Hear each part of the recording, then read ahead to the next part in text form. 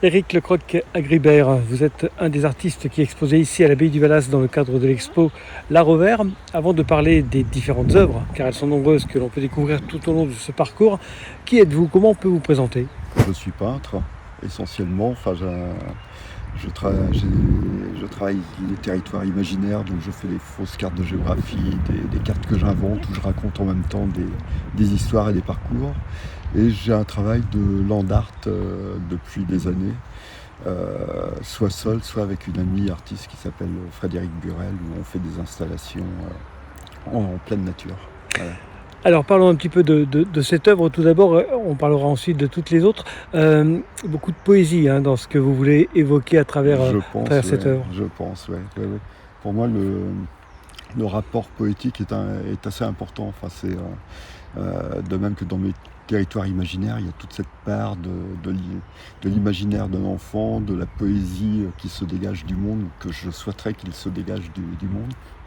Et avec cette échelle, c'est aussi ça, c'est l'idée de s'élever vers le ciel, de monter comme les arbres. Et il y a un rapport vraiment de proximité avec les arbres, donc c'est pour ça que j'utilise les branches que je ramasse un petit peu autour de chez moi, où là pour le coup je les ai ramassées, je suis allé les chercher dans la forêt juste à côté, quoi.